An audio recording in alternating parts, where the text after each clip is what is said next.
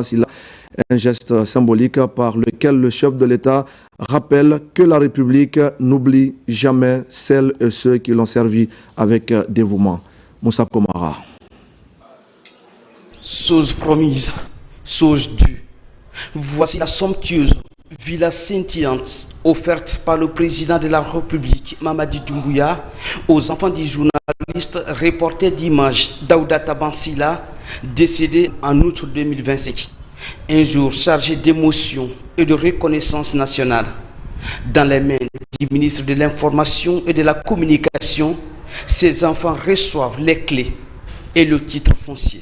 En offrant une villa entièrement équipée et une prise en charge intégrale des frais de scolarité des enfants du journaliste Feu Daouda Tabansila, Monsieur le Président de la République, le chef de l'État, Son Excellence Mamadi Doumbouya, rappelle à chacun de nous que la grandeur d'un chef d'État ne se mesure pas seulement à ses décisions politiques, mais aussi en sa capacité à incarner la solidarité, la compassion et la reconnaissance qui honorent la mémoire de ce serviteur de la vérité et de l'information. Ce geste n'est pas seulement un acte de générosité, il est un témoignage vivant de l'engagement du président de la République, Son Excellence Mamadi Doumbouya, à partager la dignité des familles éprouvées, à honorer la mémoire de ceux qui ont consacré leur vie à servir la nation. Il fut un collaborateur d'exception, il fut un collaborateur de méthode, mais aussi un collaborateur dynamique et disponible. Chers amis, qu'Allah subhanahu wa ta'ala, dans son infinie miséricorde, lui raccorde son pardon. Ce duplex, composé de 5 chambres équipées, devient aujourd'hui plus qu'un toit. Il incarne la solidarité, la stabilité envers une famille après le choc. À la RTG où Tabansila a tant servi, collègues et responsables ont presque vidé les bureaux pour venir manifester leur enthousiasme et reconnaissance au président de la République pour ces gestes sociaux et humains qui vient apaiser une douleur encore vive. Cette maison est plus qu'un simple toit. Elle est le symbole de l'amour de la nation pour votre père, pour votre époux, pour votre fils. C'est aussi le témoignage que son combat et son engagement n'ont pas été vains. Le syndicat, l'administration générale de la RTG et l'ensemble des travailleurs de la RTG resteront à votre côté. Dans cette villa, au-delà des murs et des portes, c'est l'héritage d'un journaliste intègre qui continue de vivre.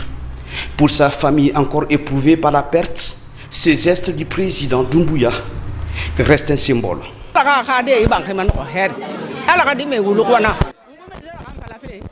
Nous prions pour que ces enfants grandissent bien sous ces toits.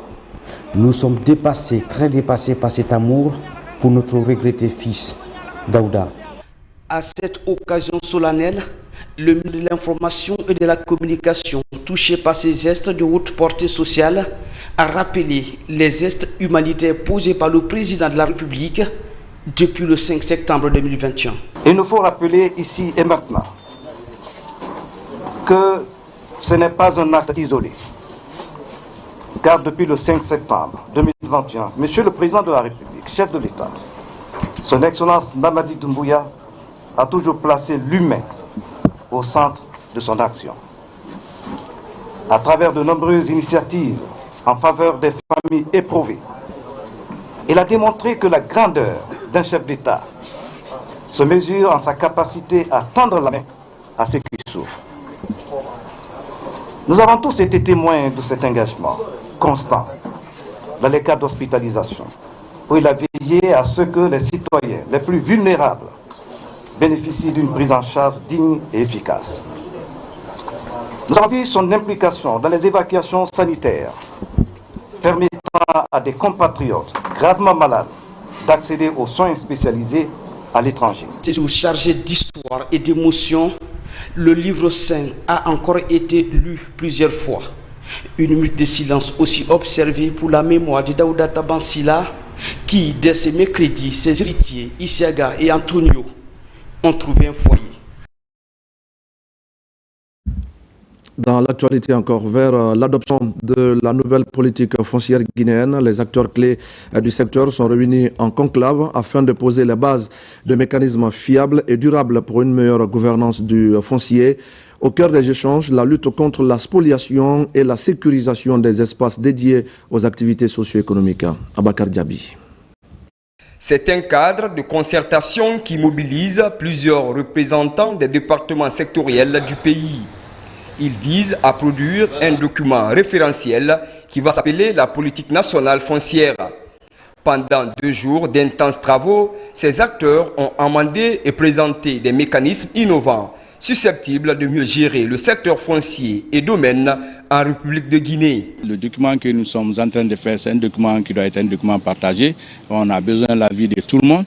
Les gens ont apporté leur input sur le document de la politique foncière nationale qui sera désormais le guide principal de tous ceux qui seront vraiment en charge du foncier, dont le ministère de l'Habitat et de l'Aménagement du territoire. C'est une rencontre axée sur les réformes engagées dans le domaine foncier en Guinée. Elle prend en compte les préoccupations de tous les services techniques évoluant dans le domaine afin de doter le pays d'une politique fiable pour le développement socio-économique durable. Et cadres déconcentrés au niveau régional et puis aussi les cadres du ministère de l'Habitat qui ont tout laissé pendant les 2 journées à venir apporter leurs connaissances, tout ce qu'ils avaient comme technique et tout ce qu'ils avaient comme outil aujourd'hui dans la gestion foncière et tout ce qui est lié à la problématique du foncier. Tout ça a été mis à la disposition de ces cadres et aussi ça crée un climat de concertation. Désormais, c'est une base qui est là que les autres cadres pourront utiliser à travers le ministère de l'Habitat pour qu'à tout moment, on puisse accéder aux informations liées à la gestion foncière. Ce nouvel outil stratégique du secteur foncier constitue un guide primordial pour le ministère de l'Urbanisme, de l'Habitat et de l'Aménagement du territoire. Il va à coup sûr pallier aux manquements récemment enregistrés dans le domaine foncier, comme la spoliation au niveau des secteurs agricoles, miniers, industriels et habitat en Guinée. Et puis comment faciliter la mobilité et améliorer les conditions de vie des populations rurales? La société Forêt Forte intensifie ses actions en faveur des communautés riveraines de sa zone d'implantation. Dans la préfecture de Yomou, plusieurs actions de développement communautaire sont entreprises dans le but de soulager les populations directement impactées. Mohamed Saliou Paya. C'est une bouffée d'oxygène pour les populations de Ouéa et de Pénessou dans la sous-préfecture de Boé.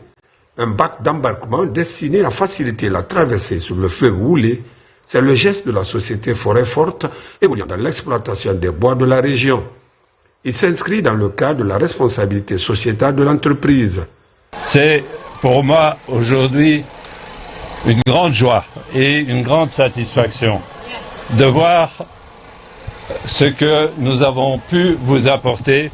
Parce que le témoignage de tout un chacun ici, la joie que je vois dans tous les visages, me fait prendre conscience de l'importance que revêt ce moyen de communication et j'espère que vous en prendrez le plus grand soin pour que pendant très longtemps encore vous puissiez en bénéficier.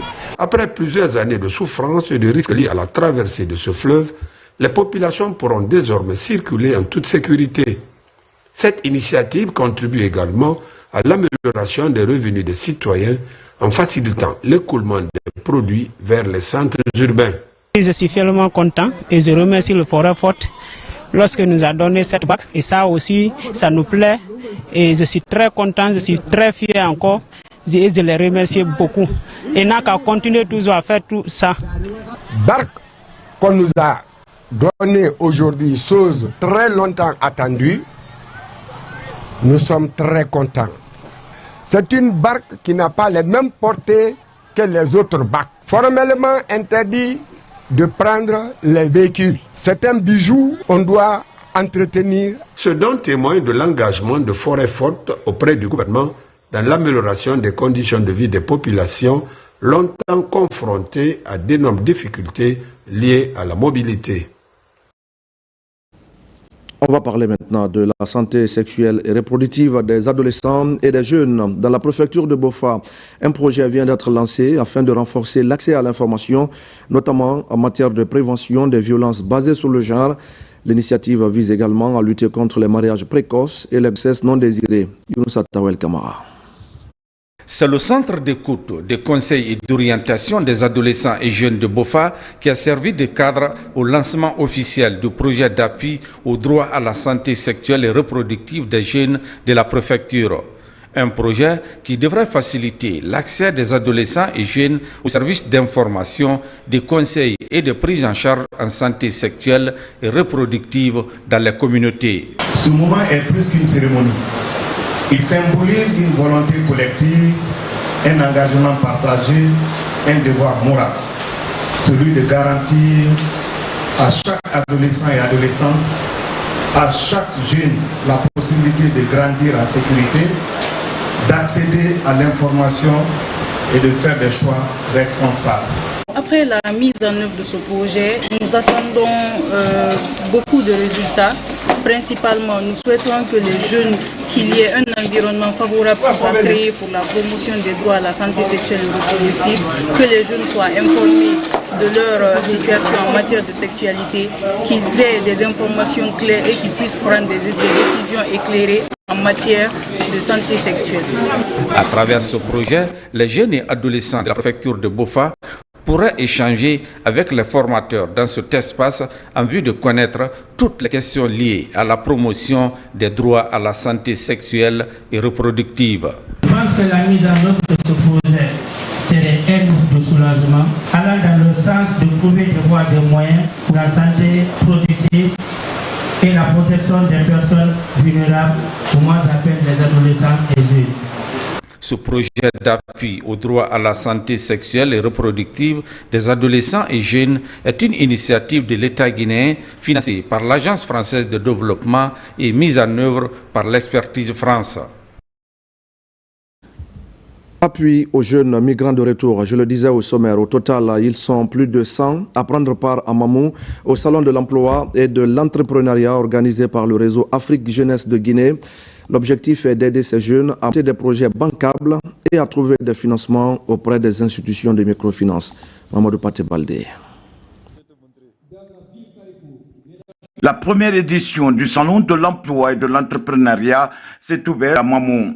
Initié par le RASGI en partenariat avec le Forum des réfugiés sur le financement de l'AFD, ce salon touche 100 jeunes migrants de retour et des groupements appuyés par le RASGI dans le cadre de la mise en œuvre de l'organisation de la société civile migrant.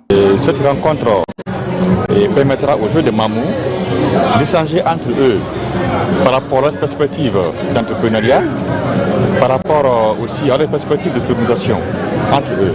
Ce salon répond à un objectif fondamental, favoriser l'insertion sociale et professionnelle des jeunes en les mettant en relation directe avec les entreprises, les institutions de formation et l'ensemble des acteurs économiques. Durant 2 jours, des ateliers, des conférences, débats, des formations et des techniques de montage de projets et des curriculums vitae détaillés ont été à permettre aux jeunes et aux groupements de monter des projets bancables. Nous avons l'assurance qu'il y a des structures qui accompagnent le ministère de la Jeunesse dans la mise en œuvre de sa politique.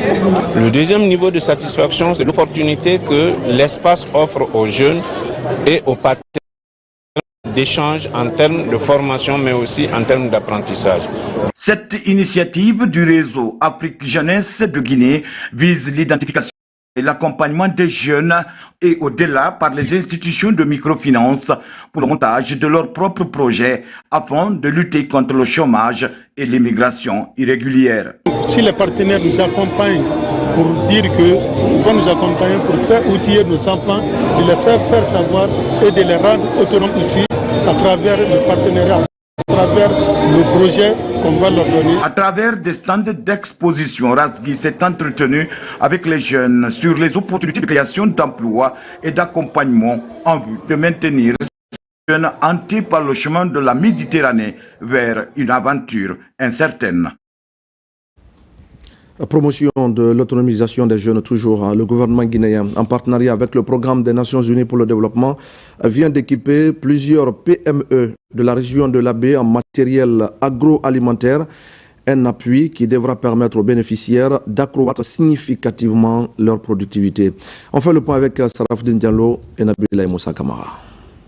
9 PME évoluant dans la transformation agroalimentaire viennent de bénéficier d'un important lot de matériel, composé notamment d'un pasteurisateur, de moulins motorisés, de déshydrateurs et de cuisinières, financé par de l'industrie et des PME.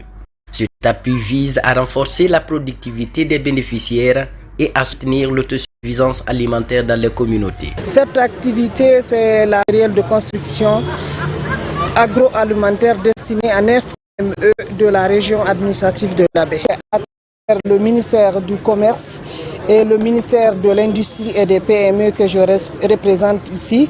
Aujourd'hui, c'est une fierté pour moi parce que je suis bénéficiaire de ces équipements.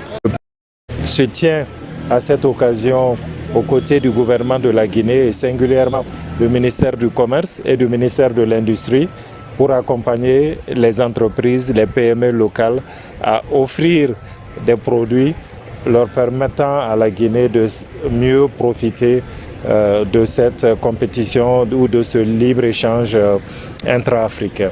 Le gouvernement guinéen fait de l'autonomisation des filles et des femmes ainsi que de l'entrepreneuriat des jeunes une priorité. Les PME bénéficiaires s'engagent à utiliser ces équipements pour mieux répondre aux besoins des populations. J'espère qu'elles seront courageuses pour rester ensemble, avoir un esprit d'équipe, pour travailler ensemble. Ces équipements ne sont pas à usage personnel. Travailler avec les communautés, mais surtout, n'oubliez pas le début de la chaîne. Produisez pour qu'on puisse transformer. Les équipements que nous recevons aujourd'hui viennent renforcer nos capacités opérationnelles. Ils amélioreront de manière significative nos conditions de travail, la qualité de nos services, ainsi que notre efficacité sur le terrain. Partenaire stratégique de la Guinée, le PNUD annonce la poursuite et l'élargissement de ses acquis dans plusieurs secteurs clés du développement local. À Bofa, les responsables et les travailleurs de la société AGB2AGIC se sont récemment réunis pour dresser le bilan des activités menées au cours de l'année 2025 et examiner les perspectives pour 2026. Au centre des préoccupations, la relance des travaux de l'entreprise après plusieurs mois d'arrêt. Bakary Bamba Kondé pour ce reportage. C'est la cérémonie de présentation du bilan des activités de l'année 2025 de la société AGB2AGIC, marquée par un arrêt des travaux de 7 mois. Sur initiative de l'administration générale, l'événement a rassemblé les travailleurs ainsi que les préfets de Bofa et de Fria, où elle évolue principalement, afin de discuter également des perspectives de relance des travaux pour cette année 2026. L'année écoulée a été particulièrement difficile pour AGB2AGIC. Cette période d'incertitude a mis à l'épreuve notre patience, notre résilience et notre attachement à l'entreprise. Dans ce contexte, je tiens à saluer avec respect et reconnaissance le sens de responsabilité du personnel resté mobilisé malgré l'arrêt des activités. Les dirigeants de la société ont présenté les résultats obtenus malgré ce temps d'arrêt. Selon les rapports, AGB2AGIC a réalisé un port minéralier moderne à Bofa et a réussi à sauver l'emploi de plus de 4000 travailleurs en majorité guinéens. Ils ont exposé un plan ambitieux pour redémarrer les projets en mettant l'accent sur le développement local. Nous changeons de statut. Nous n'allons plus être des prestataires, c'est-à-dire des amodiataires, mais nous allons être maintenant une société minière de plein droit. Merci au président Mamadi Doumbouya. De rien, tu deviens société minière avec un permis d'exploitation. Je pense qu'on ne peut envisager mieux. Il n'est un secret pour personne que cette entreprise traîne près de 4000 casseroles. Remettre ces familles dans l'espoir de vivre dignement, nous dirons très sincèrement merci à cette entreprise. Avec un plan de relance ambitieux pour 2026, la société AGB2AGIC veut se positionner comme un acteur clé dans le développement local de Bofa et de Fria, promettant un meilleur avenir pour les différentes communautés. Et puis parmi les symboles les plus marquants de l'indépendance de la Guinée figure en bonne place l'imprimerie Patrice Lumumba, implantée à Kolaya dans la commune de Matam. Cette imprimerie a longtemps incarné la fierté d'une Guinée libre, souveraine et créative. Malheureusement, ce joyau du patrimoine historique traverse aujourd'hui une période de profond déclin au point de ne plus être que l'ombre de sa grandeur passée. C'est un reportage de Hadja Adamo Magasuba. Créée en fin d'année 1961 sous la vision du président Ahmed Sékou Touré, l'imprimerie Patrice Lumumba, du nom du premier ministre de la RDC, fut l'un des joyaux du développement intellectuel et éducatif du jeune État guinéen. C'est dans ce complexe que se fabriquaient les manuels scolaires, le journal officiel, les affiches de sensibilisation et les journaux qui accompagnaient la construction de la conscience nationale. Le nom de ce patrimoine résonnait très loin, au-delà des frontières guinéennes. Du Sénégal au Mali, en passant par la Côte d'Ivoire, la Sierra Leone et la Guinée-Bissau, tous saluaient la qualité de ses impressions et la rigueur de son personnel technique. Oui, effectivement. On envoyait même des cahiers au Libéria, en Sierra Leone et comme ça. Si on donne, on vend à un autre, fait qu'on a assez. Il y avait... c'est dommage. Ces machines ont été vandalisées. Le premier président de la Guinée, l'imprimerie était faite pour pouvoir servir toute la sous-région ouest-africaine. Imaginez-vous, les titres et valeurs, ça se faisait là-bas. Les cahiers et enveloppes, ça se faisait à Patrice Lumumba. Le Coran qu'on faisait à Lumumba, c'était la meilleure version de... Et qui a fait ces meurtris qu'on me demande aujourd'hui de parler de l'imprimerie Patrice Lumumba. Parce que quand je sais ce que ces travailleurs de l'imprimerie ont fait pour la patrie, qu'ils ont fait pour la nation, pour le travailleur. Des revues, des livres, les ateliers inestimables pour la diffusion du personnel dispersé. Pensez à nous. Nous avons servi loyalement cet État. Je suis venu à l'imprimerie en 1960, jusqu'à sa fermeture. J'étais à l'imprimerie. Quand ils ont fermé l'imprimerie, 120 000 francs par trimestre, toute hiérarchie conforme à 500 000 francs par. Il y avait également au sein de cette bâtisse un réfectoire qui servait de salle de spectacle et de répétition. On avait une salle culturelle. Ça servait de restaurant, ça servait de trucs culturels. Les artistes y venaient, les grands ballets africains qui ont fait la grandeur de la Guinée répétaient là-bas. L'ensemble instrumental de la Guinée répétait là-bas. À l'heure où la Guinée s'efforce de construire ses fondations économiques et culturelles, Lumumba serait bien plus qu'un simple geste de mémoire. Ce serait un acte de continuité historique, une volonté de redonner à la jeunesse guinéenne les outils du savoir et de la fierté. Au niveau de l'enseignement technique maintenant, à Farana, l'inspection régionale et les établissements publics bénéficient de 21 motos. C'est dans le cadre du volet Simandou Academy, une impulsion du président de la République pour renforcer les capacités opérationnelles des établissements bénéficiaires. Ibrahima Oulin Fofana est notre correspondant à Farana. À Farana, les motos sont destinées à l'inspection régionale de l'enseignement technique, de la formation professionnelle et de l'emploi de Farana, ainsi que 7 autres établissements d'enseignement technique. Ces engins roulants pour la région de Farana sont au nombre de 21. Il y a 2 motos qui sont destinées à l'inspection régionale de l'enseignement technique. Il y a 3 pour 5 établissements d'enseignement technique et 2 par établissement, notamment le CAFPPS, entendez, Centre d'apprentissage de formation professionnelle et post-secondaire de Farana et de Dabola. Notre pays est un pays en chantier. Les bâtiments sont hissés ça et là. Nous sommes à la recherche du quotidien par rapport à l'électrification générale du pays. Mais quels sont ceux qui doivent faire ce travail? Ce sont les techniciens.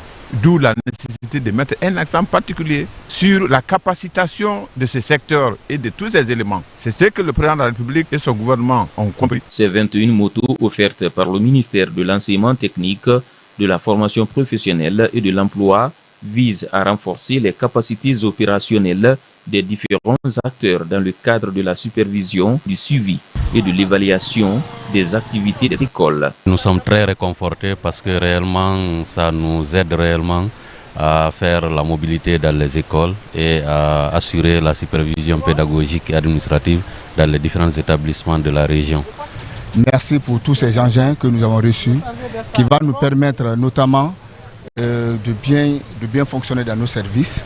Ce coup de pouce s'inscrit dans le registre du programme Simandou 2040 dans son volet Simandou Academy.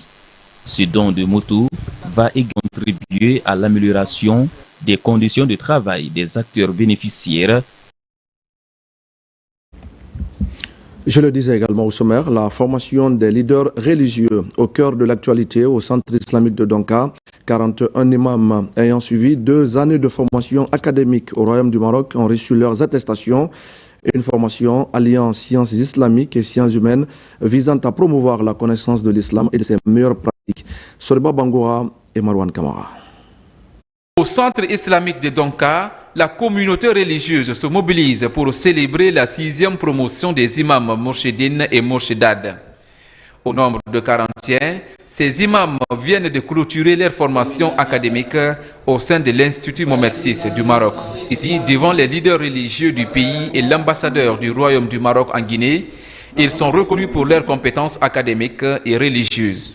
Plus qu'une simple remise de diplôme, ce que nous célébrons aujourd'hui est l'amitié maroco-guinéenne. Fruit d'une vision panafricaine, celle prônée par Sa Majesté le Roi Mohamed VI, pour une coopération sud-sud, solidaire et agissant dans tous les domaines, et en l'occurrence sur la formation des imams en particulier et de la gestion du culte en général. Cette cérémonie illustre notre volonté commune de promouvoir un islam fondé sur la science, la sagesse, la tolérance et le vivre ensemble, capable de répondre aux défis contemporains. Pendant 2 années, ces Mourchidines et Mourchidades ont bénéficié d'un enseignement fondé sur les sciences islamiques et les sciences humaines au Maroc. Une formation qui allie sciences islamiques et sciences humaines dans un objectif de promotion d'un islam du juste milieu.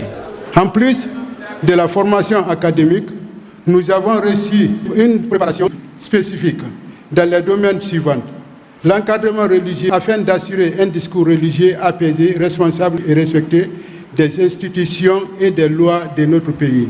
Sensibilisation aux règles de comportement et de sécurité dans les lieux saints. Mes remerciements et entière satisfaction au gouvernement marocain, au peuple marocain, sous leadership et la haute autorité de Sa Majesté le roi Mohamed VI, pour toute l'assistance que ce pays, amis et frères, ne cesse à apporter à la Guinée. À travers cette initiative, le Royaume du Maroc réaffirme sa volonté de renforcer un encadrement religieux structuré et apaisé, tout en consolidant ses liens de coopération spirituelle avec la République de Guinée. Et voilà, mesdames et messieurs, c'est la fin de ce journal. Merci à tous de l'avoir suivi. Je vous retrouve tout à l'heure à 17h.